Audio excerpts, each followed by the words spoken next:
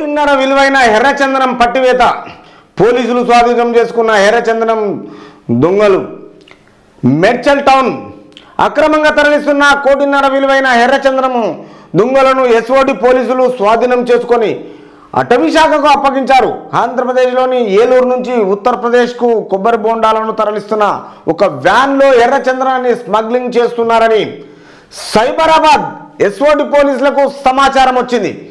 దీంతో బుధవారం సాయంత్రం మేడ్చల్ సమీప కండ్లకోయ్ రింగ్ రోడ్ వద్ద వాహనాలను తనిఖీ చేయగా కొబ్బరి బోండాల కింద దాచిన ఎర్రచందనము దొంగలు బయటపడ్డాయి. ఈ ఎర్రచందనము విలువ కోటిన్నర వరకు ఉంటుందని అంచనా వేశారు. స్వాధీనము చేసుకున్న దొంగల శాంపిళ్లను గురువారము ల్యాబ్కు పంపిన అనంతరము ఎర్రచందనంగా నిర్ధారించారు. వీటిని తరలిస్తున్న ముగ్గురిని అదుపులోకి తీసుకొని కేసు నమోదు చేశారు. స్వాధీనం చేసుకున్న దొంగలను అటవీ శాఖకు అప్పగించినట్టు ఎస్ఓటి పోలీసులు తెలిపారు. అంటే మేడ్చల్ టౌన్షిప్ ఏరియాలో ఇక్కడ పోలీసులు రోడ్డు మీద చెకింగ్ చేయడంతో ఈ కోటిన్నర విలువైన ఎర్రచందనము దొంగలను ఎస్ఓటి పోలీసులు హ్యాండ్ ఓవర్ చేసుకొని ఇది కొబ్బరి బోండాల కింద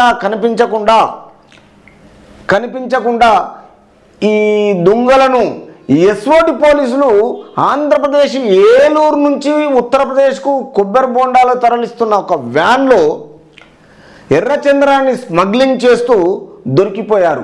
సైబరాబాద్ ఎస్ఓటి పోలీసులకు సమాచారం వచ్చింది ఈ విషయంలో. దీంతో బుధవారం సాయంత్రం మేడ్చల్ సమీప కండ్లకోయ్ రింగ్ రోడ్ దగ్గర చెకింగ్ చేయడంతో ఈ కొబ్బరి బోండాల కింద ఉన్న దొంగలను ఇవి కరెక్ట్గా ల్యాబ్కు పంపడం జరిగింది. తనిఖీ చేయగా కొబ్బరి బోండాల కింద దాచిన ఎర్రచందనం దొంగలను ఇది తనిఖీ చేసి ఈ ఎర్రచందనాన్ని విలువ కోటిన్నర వరకు ఉంటుందని వాళ్ళు ఖచ్చితంగా దీని విలువ అంచనా 1 కోటిన్నర. దీన్ని స్వాధీనం చేసుకొని ఈ శాంపిళ్లను గురువారం ల్యాబ్కు పంపారు.